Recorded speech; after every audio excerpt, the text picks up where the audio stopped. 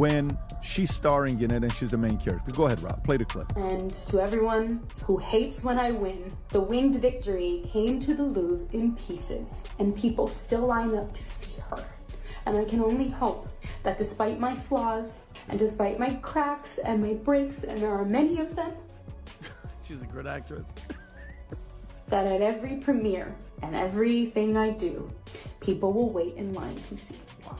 The ego on this girl is ridiculous. Wow. She had the golden ticket, a breakout Disney lead, red carpet regular, and the voice producers swore would shake up the West End. Rachel Zegler was supposed to be the next big thing. But the moment she stepped into rehearsals for Evita, everything started to unravel. No headlines, no press release, just a chilling silence and a growing pile of insider whispers. One minute, she was tweeting cryptic rehearsal selfies, basking in the hype. The next, her name was gone from cast lists. Her dressing room? Empty. Zegler has been labeled a PR nightmare, and we can see why. The Walt Disney Company seems to be trying to keep her totally hidden, as we haven't seen any interviews regarding Snow White since the controversies surfaced. Of course, people now are just waiting for her next slip-up. What other outrageous thing will she say? But I have a suspicion that Zegler is getting some serious brainwashing media training, so she can keep saying the same things. What happened between those two moments is what's turning the theater world upside down. And it's not just a scandal, it's a full-blown mutiny. This isn't Hollywood drama with a PR redemption arc waiting around the corner. This is theater, and when the cast turns on their own lead, there's no script that can save you. The ensemble didn't just rebel. They documented every tantrum, every breakdown, every missed cue, and when they finally spoke up, it wasn't with gossip. It was with receipts. But the backlash was just beginning. When Rachel Zegler was announced as the new Eva Peron, it was marketed as a bold, revolutionary move, a Disney princess crossing into musical royalty. Theater blogs exploded with praise. Inspired, modern, exactly what Evita needs. And then, because, I mean, you seem to be dominating the world of musicals, you're doing Evita in London, right?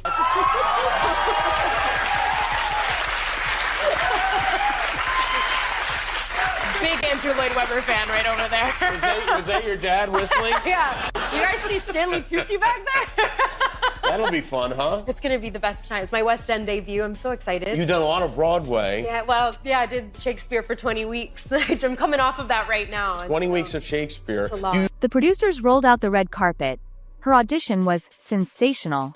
Her vocal runs? Flawless. And Rachel wasted no time embracing the moment, posting dramatic black and white rehearsal shots, sharing vague, artsy tweets like, "I was born to play Eva." Every move whispered main character energy. But it wasn't long before the fairy tale started showing cracks. Behind the curtains, the story was different. Insiders say rehearsals quickly turned chaotic. Rachel reportedly clashed with vocal coaches, demanded changes to choreography, and made bizarre comments like, "Evita needs to feel more like a revolution." Some called it fearless, others called it delusional. Even seasoned performers began raising eyebrows. One cast member allegedly joked, "Is this Evita or a one-woman protest?" The hype train hadn't derailed yet, but the track ahead was already shaking, and what happened next would rattle the entire production. What began as ambition spiraled into chaos. Rachel wasn't just missing cues, she was reportedly rewriting scenes on the fly, snapping at direction, and storming out of rehearsals mid-song.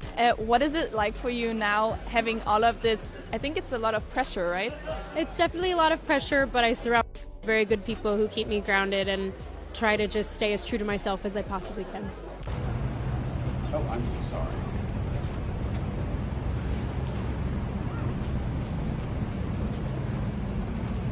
Rachel, you got time to find some autographs for us, Rachel?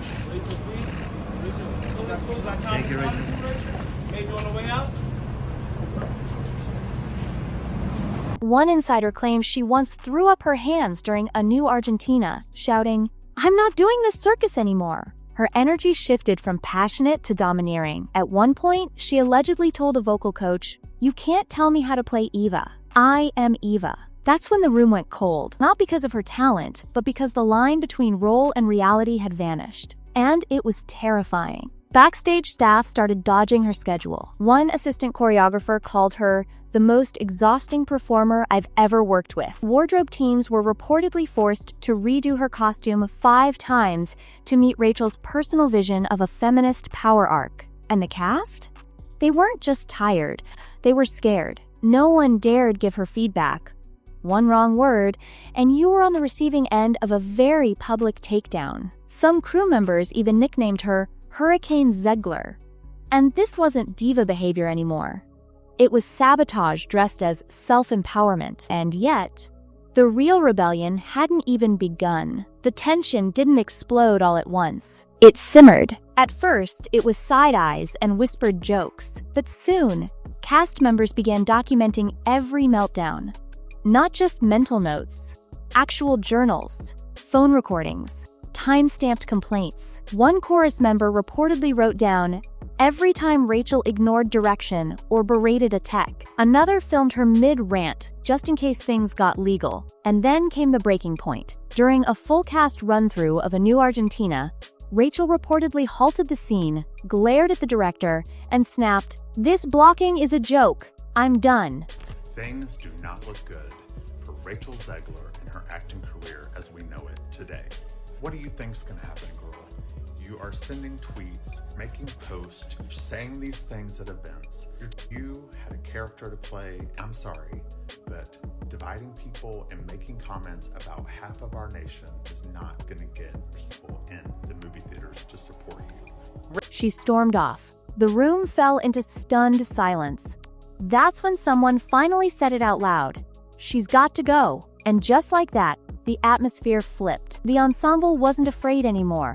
They were fed up. The cast began organizing behind the scenes. Meetings were held. A formal complaint letter was drafted and signed by nearly half the company. Specific dates, direct quotes, a detailed record of every time Rachel turned the production into a war zone. The letter didn't beg for understanding. It issued a warning. Rehearsals have become unsafe, unproductive, and emotionally unstable. It was the moment the cast stopped enduring the chaos and started fighting back. And the next move left the producers speechless. The letter landed like a bomb. The cast didn't ask for change, they demanded it. And when the director tried brushing it off, they escalated. Cast reps requested a private meeting with upper management. When that too was denied, they went over everyone's heads. According to leaks, a secret emergency sit-down happened with producers, creative leads, and even reps from Rachel's agency. What followed was hours of calm but tense negotiation. The message? Crystal clear. "We won't share a stage with Rachel Zegler," one producer allegedly asked. "You're asking us to fire our lead?" A cast member reportedly replied, "No, we're telling you we walk if you don't." Panic set in. The production wasn't just dealing with a diva anymore. It was on the edge of collapse. Every day with Rachel meant risking walkouts, bad press, and artistic failure. Executives floated wild solutions. Delay the premiere, split the role in 2, bring in a mediator. One insider claimed someone pitched dual leads, Rachel and an alternate. The cast shut it down instantly. "What if we delay it until she's gone?" someone snapped. That was the moment the producers realized they were cornered. The star they bet everything on was now the show's biggest liability. And behind closed doors, the cast was already rehearsing without her. No official statement. No farewell Instagram post. No tearful exit interview. Just silence. And it spoke louder than any press release ever could. Within days of the cast's revolt, Rachel Zegler vanished from rehearsals. Insiders say her dressing room was cleared, her name removed from internal cast lists, and producers quietly shifted into damage control mode. The production didn't pause, pivoted. Stand-ins stepped in. Rehearsals continued without her. And something wild happened. The vibe shifted fast. Energy lifted. Scenes flowed. The tension? Gone. It was like the show had exhaled for the first time in weeks. Backstage sources say the replacement knew every line, hit every note, and, most importantly, didn't treat every scene like a solo act. Crew members who once dreaded call time started staying late to watch full run-throughs. One tech even joked, "Feels like Evita again." Rachel, meanwhile, went dark. No tweets. No stories. No cryptic quotes about artistic expression. She didn't confirm her exit, and the production didn't either. But everyone knew what was happening. In theater, When a lead disappears and the show improves, it doesn't need an announcement. The silence is the answer. But outside the theater, the internet was just starting to catch on. Rachel's sudden silence didn't go unnoticed. One week, she was flooding feeds with rehearsal selfies, humble brag captions, and cryptic posts about artistic evolution. The next? Total blackout, fans noticed. Fast.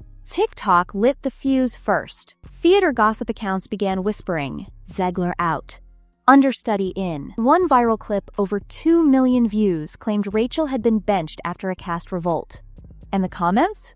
Brutal. Don't cry for me, I'm not buying tickets, one read. Others begged to see the new lead instead. The backlash wasn't just loud, it was surgical.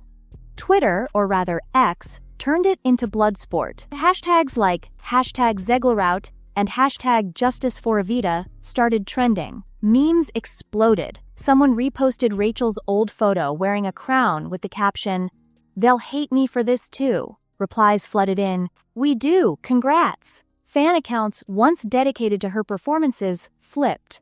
Some mocked her downfall. Others begged for transparency. But the overarching reaction? No one was shocked. Old interviews resurfaced. Past red carpet snubs. Tweets where she shaded co-stars. Her main character energy had become a case study in self-destruction. And just when it seemed like the drama peaked, the theater made its most ruthless move yet. This wasn't just a casting change. It was an erasure. The Evita official account, once proudly promoting Rachel, went dark. No tags, no photos, just generic graphics with no mention of a lead. Meanwhile, Rachel's social feeds stayed silent, her absence now louder than any post. Fans kept refreshing, waiting for a statement that never came, and behind the curtain, a quiet replacement was thriving. Cast and crew whispered that she was disciplined, humble, and electric on stage. Everything Rachel wasn't. Preview audiences were stunned. The difference was undeniable. The cast looked relieved. The production finally felt alive. But Rachel? She wasn't just out of Evita, she was off the radar. No new roles. No interviews. No public sightings. Her Hollywood momentum, Shazam, Snow White, Hunger Games, evaporated under the weight of one backstage mutiny. And no one's rushing to save her. Not the producers, not her co-stars, not even her usually aggressive PR team. The silence is total. In theater, that kind of quiet doesn't mean pause. It means ending. And while the show moves forward, Rachel is left watching a role she once owned be redefined without her. Not recast, reclaimed. Because in theater, there's only one rule. No one is bigger than the show.